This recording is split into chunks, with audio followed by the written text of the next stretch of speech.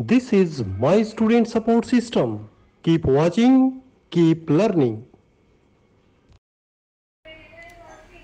जन्मजात विसंगतियों को संरचनात्मक या कार्यात्मक विकृति या असामान्यता के रूप में डिफाइन किया जाता है। सामान्यतया जो गर्भाशयी जीवन के दौरान या फीटल जो डेवलपमेंट होता है उस दौरान ये प्रॉब्लम होती हैं। जन्म के समय या कभी कभी केवल बचपन में या कभी कभी जन्म से पहले भी इन प्रॉब्लम्स का पता लगाया जा सकता है। ज़्यादातर जो जैसे हम अल्ट्रासाउंड्स करवाते हैं ड्यूरिंग प्रेगनेंसी तो उसमें कुछ विसंगतियों का पता चल सकता है और कुछ विसंगतियों का जैसे जो लिसनिंग प्रॉब्लम है उनका जन्म के बाद कुछ समय बाद पता लगता है। जन्मजात विसंगतियाँ जन्म दोष या बर्थ डिफेक्ट्स के रूप में भी जानी जाती है। जन्मजात विसंगतियाँ जो हैं वो व्यक्ति, परिवार, हमारा जो हेल्थ सिस्टम है उस पर और सोसाइटी पर बहुत ही गहरा प्रभाव डालती हैं। कई बार इससे दीर्घकालीन विकलांगता हो सकती है और कुछ जो प्रॉब्लम्स हैं वो इवन मृत्यु का कारण भी बन सकती है। गंभीर मामलों में जो जन्मजात विसंगतियां हैं उसमें हृदय से संबंधित दोष या न्यूरल ट्यूब दोष, ये डाउन सिंड्रोम आदि शामिल होते हैं। और जो कम खतरे वाली जो प्रॉब्लम्स हैं वो भी हैं, जैसे क्लेफ्ट लिप, क्लेफ्ट पैलेट, कटे हुए होठ या कटे हुए तालू, इनका जो इलाज है वो आसान होता है। हालांकि जन्मजात विकृतियां एक या एक से ज़्यादा कारणों से पॉसिबल होती है। कारण यानी उसके जो कारण होते हैं वो कई होते हैं। आनुवंशिक कारण हो सकते हैं, संक्रामक या इन्फेक्शंस हो सकते हैं, पोषण संबंधी समस्याएं या जो पर्यावरण फैक्टर्स हैं उनके कारण हो सकती है। लेकिन सटीक कारण की पहचान करना अक्सर इन केसेज में मुश्किल होता है। फिर भी हम जानेंगे, कोशिश करेंगे, डिस्कस करेंगे कि हम ये बता सकें कि क्या कारण होते हैं, क्योंकि क्वेश्चन एग्जाम में भी आ सकता है। तो जो जन्मजात विसंगतियां हैं उसके कारणों का हम एक अलग अलग ग्रुप्स में डिवाइड करते हैं। पहला ग्रुप होता है जेनेटिक कारक, दूसरा सामाजिक, आर्थिक और जनसांख्यिकीय कारक हो सकता है, पर्यावरणीय कारक भी हो सकता है, संक्रमण की स्थिति हो सकती है और मातृ पोषण की स्थिति है, जो मैटरनल न्यूट्रिशन है वो भी प्रभाव डालता है या कारण बन सकता है। तो अब हम इनको एक एक करके डिस्कस करेंगे कि क्या होते हैं, क्यों ये प्रभाव डालते हैं। पहले हम डिस्कस करेंगे जेनेटिक कारक। कई जन्मजात विसंगतियां हैं उनमें जीन्स एक महत्वपूर्ण भूमिका निभाते हैं और कई बार जब जेनेटिक म्यूटेशन होता है, उत्परिवर्तन होता है, उसके कारण कॉन्जेनाइटल एनोमली हो सकती हैं। कुछ जनजातीय समूहों में सिस्टिक फाइब्रोसिस, हीमोफीलिया सी जैसी दुर्लभ आनुवंशिक जो म्यूटेशंस हैं वो काफ़ी तेज़ी से देखे जाते हैं। ड्यूरिंग रिसर्च ये हमें पता लगता है कि वहाँ पर जो म्यूटेशंस हैं वो काफ़ी ज़्यादा होते हैं। इसी प्रकार हम देखेंगे कि जो सामाजिक, आर्थिक और जो जनसांख्यिकीय कारण है वो भी कारक बनते हैं जन्मजात दोषों के। एक हम लेते हैं कि कम आय, जो पुअर पीपल हैं, संसाधन विवश यानी जो रिसोर्सेज जिनके पास कम है, उन परिवारों में और उन कंट्रीज में भी हाई फ्रीक्वेंसी देखी जाती है जन्मजात विकारों की। ये एक डायरेक्ट इफेक्ट तो नहीं होता बट एक डायरेक्ट या अप्रत्यक्ष एक प्रभाव इसमें देखा जाता है। क्योंकि जो कम संसाधन वाले जो परिवार हैं या लो इनकम ग्रुप वाली जो फैमिलीज हैं उनमें जो गर्भवती महिला है उसको पर्याप्त पोषण ना मिलना एक कारण हो सकता है, या पर्याप्त जो हेल्थ फैसिलिटी है उसका ना मिलना भी एक कारण हो सकता है, और नॉलेज का अभाव जिसके कारण जो संक्रमण है उसका समय से इलाज नहीं हो पाना, शराब या जो कुछ ऐसे हानिकारक खाद्य पदार्थ हैं, कुछ आदतें हैं, उनका जो प्रसार है वो भी जन्मजात विसंगतियों को जन्म दे सकता है।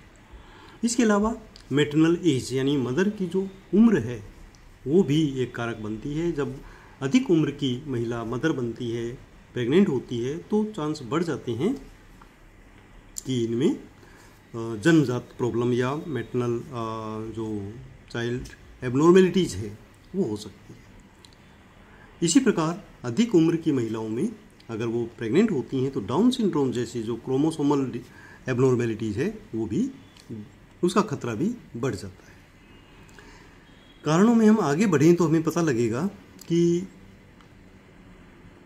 कुछ एनवायरमेंटल जो पोल्यूटेंट्स हैं या एनवायरमेंटल फैक्टर्स हैं वो भी इसमें बहुत महत्वपूर्ण भूमिका निभाते हैं। गर्भावस्था के दौरान पेस्टिसाइड्स का जो एक्सपोज़र है वो, कुछ जो रसायन हैं उनके साथ एक्सपोज़र, कुछ medicines, over the counter medicine ले ली बिना डॉक्टर से पूछे, शराब का सेवन, तंबाकू का सेवन, रेडिएशन के संपर्क में आना, ये कुछ कारण भी जन्मजात विकृतियों का कारण बनते हैं।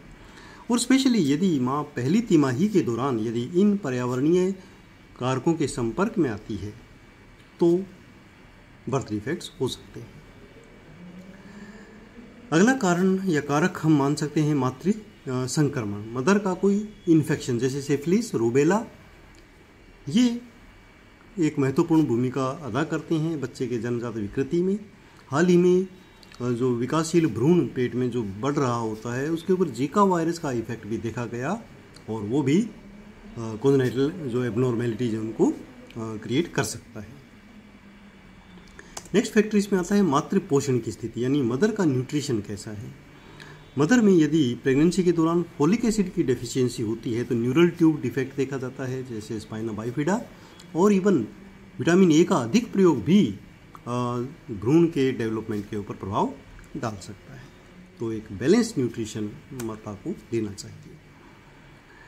अब क्वेश्चन आता है कि क्या ऐसे मेजर्स हैं या क्या उपाय हैं जिनसे बर्थ डिफेक्ट्स को रोका जा सकता है।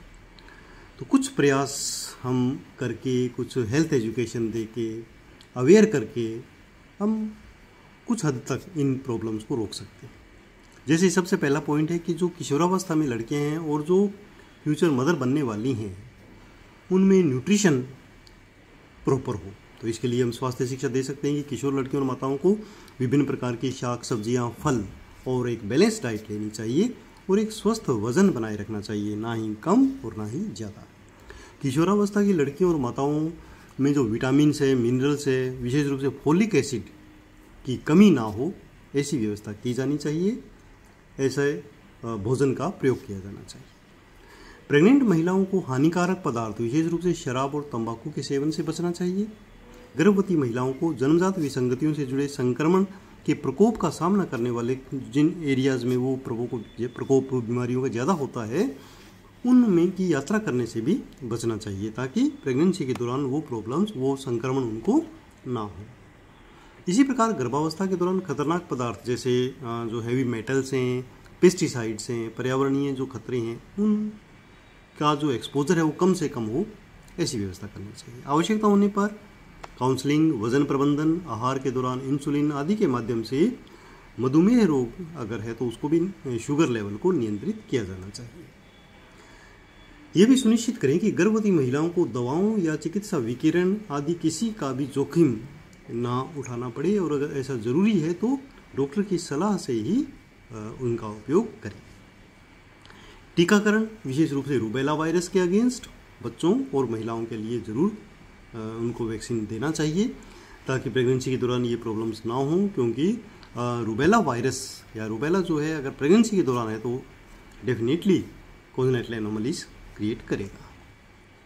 इसी प्रकार जन्मजात विसंगतियों को रोकथाम के लिए जो हमारे हेल्थ डिपार्टमेंट के लोग हैं उनको थोड़ा एजुकेट किया जाए कि वो क्या इसके अंदर योगदान दे सकते हैं, लोगों को अवेयर कर सकते हैं। उसके लिए जो हमारा हेल्थ सिस्टम है उसको भी मजबूत करें और अवेयरनेस स्प्रेड करें। गर्भावस्था से पहले संक्रमण विशेष रूप से रूबेला, वेरिसेला, सिफिलिस आदि के उपचार के लिए भी ध्यान दिया जाना चाहिए और स्क्रीनिंग की जानी चाहिए बिफोर प्रेगनेंसी।